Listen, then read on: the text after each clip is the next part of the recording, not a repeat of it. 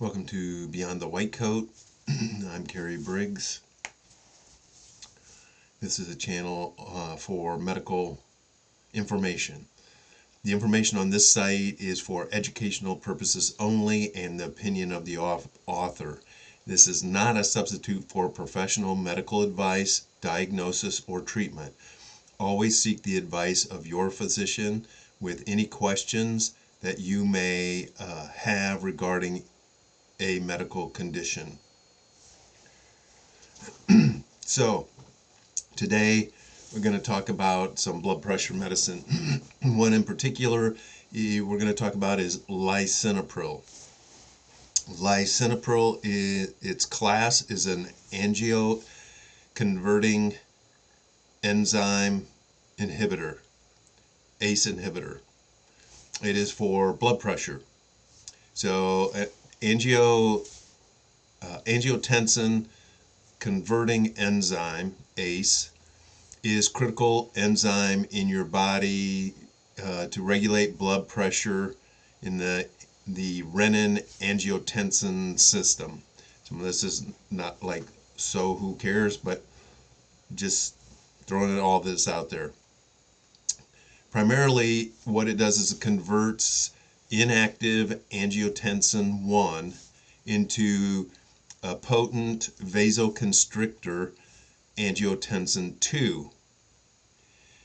So what happens then is that angiotensin 2 is what makes your blood vessels constrict, and this is what can raise your blood pressure. So what lisinopril, it's a ACE inhibitor. It inhibits that process. Thus you don't get as much vasoconstriction and your blood pressure is lower. So that's kind of how it how it works. Maybe more information than what you want to know. So lisinopril, there is approximately 18.5 million people in the United States that take this drug every day.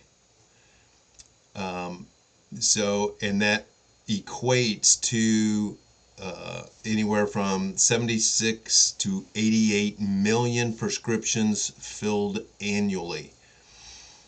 So a cost of a 90-day supply of lisinopril is just under $20.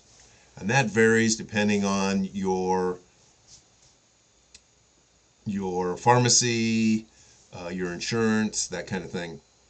But we're using that figure. So annually, lisinopril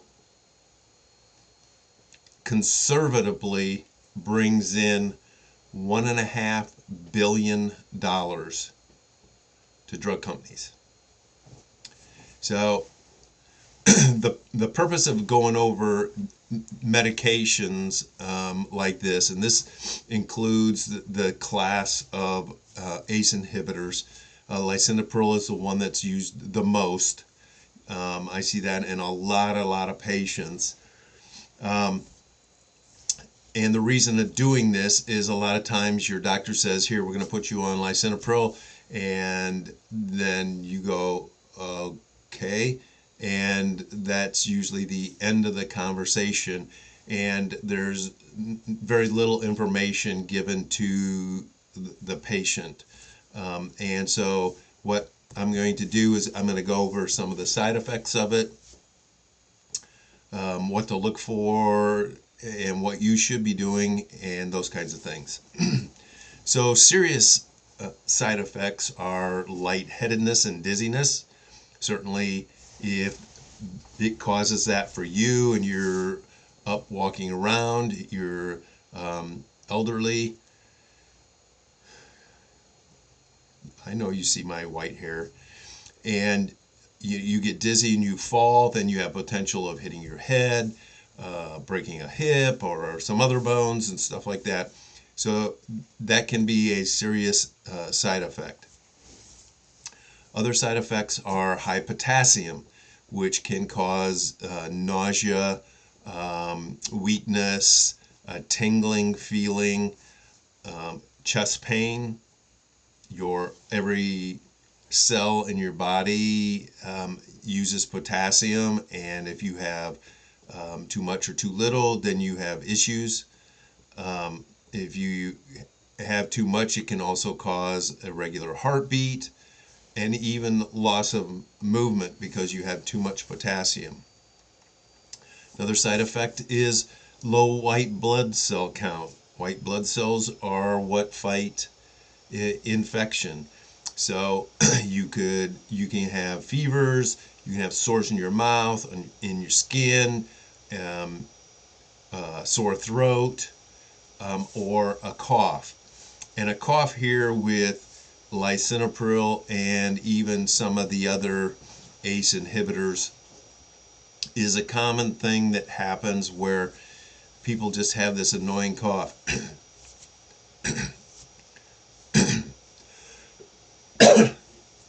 And they don't really, it's not productive, it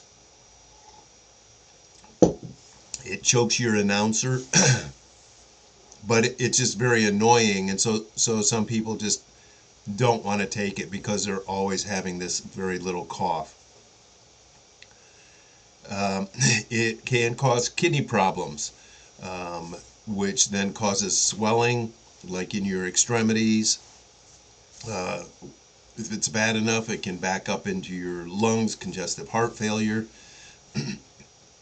It can cause to where you urinate less. You feel more tired because your kidneys aren't working the way they should be, and it can even cause some shortness of breath.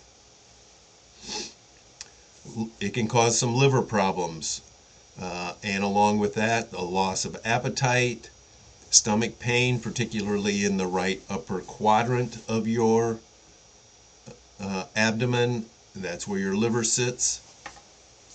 It could cause tiredness and itching because the liver is your antitoxin organ, one of them, and it deals with toxins in your body, and if it's not functioning correctly, then you can be tired because these toxins are still in your system, or it can cause itching because the toxins are still in your system.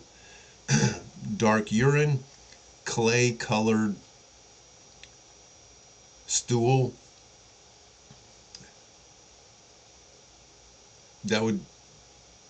Color would actually depend when you're thinking about clay and what part of the country you live in. It can cause jaundice, which is a yellowing of the skin and the eyes, which means that your liver's not functioning correctly, or there could be some other issues with gallbladder or whatever. So common side effects with lisinopril are headache, dizziness, low blood pressure, that cough we talked about, chest pain, blurred vision, confusion, decreased urine output, unusual tiredness, muscle aches that a lot of time comes because your potassium's high, difficulty breathing, abdominal pain, diarrhea, and less common is decreased interest in sexual activity, erections, heartburn, and indigestion. So all this information you can find online, and I've gotten information from sites like Mayo Clinic, drugs.com, and all this information is on there, and it's all on there is exactly what I'm telling you. But I'm not going into all the detail, although this is going to seem kind of long, but there's even more that you can find when you look online, or when you get the medication, pull out that sheet that comes with it that tells you about the drug, and read it. Okay, so then there's drugs that you should not take with lisinopril. You should not take NSAIDs, which are over the counter is Motrin, ibuprofen, Advil. Those are all the same. Um, um,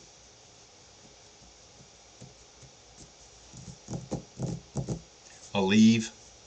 Um, but then there's other that can be prescribed to you that are NSAIDs that you should also be aware of, because what they do is they reduce the effect of the lisinopril. So if your blood pressure is well controlled, then and you're taking non-steroidal like ibuprofen because you have back pain or knee pain or whatever, it can reduce the effect of it, so your blood pressure can actually elevate. As simple for that is check your blood pressure. If it's going up, then you got to get a hold of your doctor and say what's going on. So it other drugs that you shouldn't take with it is diuretics. Diuretics are, with the exception of a couple, are notorious for having increased potassium. Well, lisinopril can do that on its own, and now you take a diuretic and you can be doubling the effect of hanging on to potassium, which can cause all kinds of problems. Insulin. In, Insulin and lisinopril together increases your chance for hypoglycemia. And then any transplant medications, if you're a transplant, your transplant team is going to tell you what you can and can't take and all that. But this should be one that you're not. So here's the interesting fact. And I got this off of Mayo Clinic site. Or no, I got this off of drugs.com. Drugs.com says that there are 408 drugs known to have interactions with lisinopril, along with 7 disease interactions. In other words, if you have that disease, you shouldn't be taking it, and 2 interactions involving alcohol or food, and of the total drug interactions, 44 of them are very major, 334 of them are moderate, still wouldn't want those, and then 30 are minor. So one other thing that lisinopril and ACE inhibitors, lisinopril is the most common because it's the most common one used, but it can cause what is called angioedema. So, I'll just read this. So, lisinopril, an ACE inhibitor, can cause angioedema, a rare but serious swelling of the face, lips, tongue, or throat, and can be life-threatening, typically due to an increase of bradykinin blocking its breakdown. This swelling can occur at any time, even years into treatment. I actually had a patient that had been on it 8 years and came in with angioedema. He worked in the emergency room.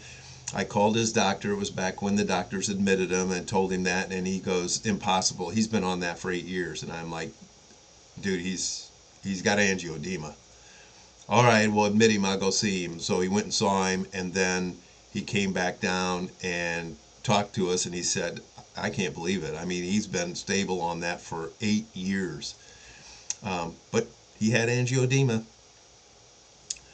This swelling can occur anytime, even years into the treatment, like I just said, and there's usually no hives, and it requires immediate medical attention. If the breathing is infected, if your tongue is really starting to swell, You obviously need to stop that and go to the emergency room. And if you're really bad, call 911 and go by EMS, so that if you need some support for your breathing, that they can supply that. And then it's treated like with antihistamines and corticosteroids. It's like an allergic reaction, but technically it's not an allergic reaction, and I'm not going to really try and explain that. But we treat it like it is an allergic reaction. The reason I bring this up all in its own thing, and I got more to say about it, is that I know someone who died because of this drug, that it completely shut their airway off and they died.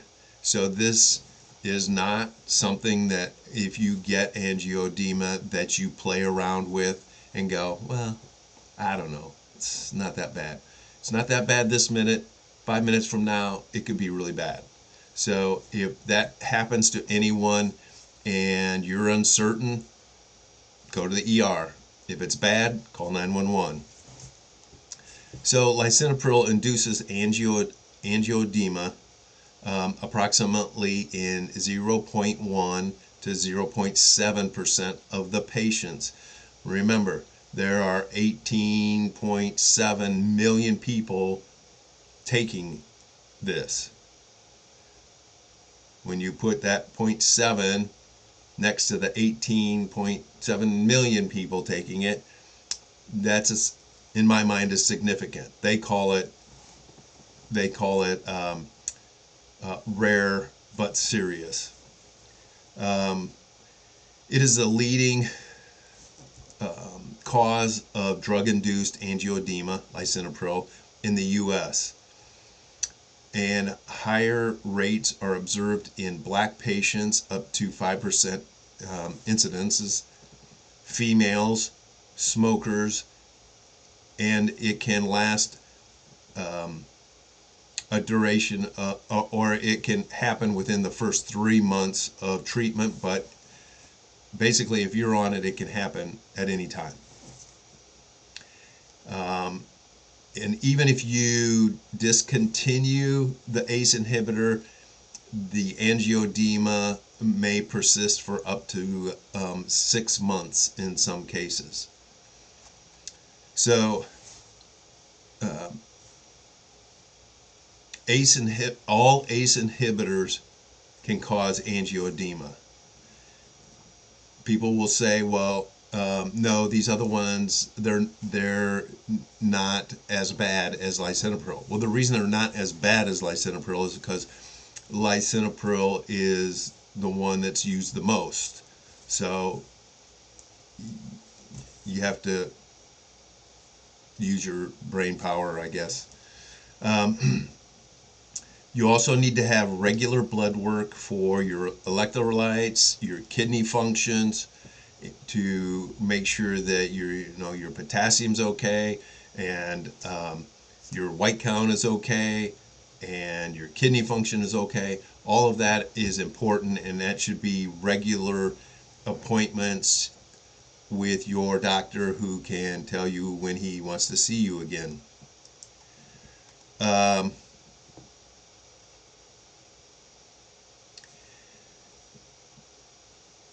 So if you are pregnant or breastfeeding, you should not be on lisinopril. If you have stomach pain without nausea or vomiting, you need to contact your doctor, because there is a thing called intestinal angioedema, which is swelling in the intestines that is caused by the medication. And so if you take it and you're feeling like abdominal pain, but you're not nauseated, you're not vomiting, not having diarrhea, although this can cause diarrhea, then you at least need to contact your doctor. So that is lisinopril. It is a very common drug for hypertension that I am almost 100% sure that your doctor has not told you all the side effects with lisinopril. What I've given you is a large amount, but there is more side effects that are out there, and there's a lot of drug interactions with it, and so you just need to be aware of that. And if you have anything unusual, you need to contact your doctor. If you have an angioedema, emergency room. Do not pass go. Do not collect $200. Go to the emergency room. If it's bad, call 911. So again, this is lisinopril, and we're going to do this off and on for different medications, and look for the next one on Behind the White Coat, Beyond the White Coat. And like it, share it, pass it on, subscribe, and till next time.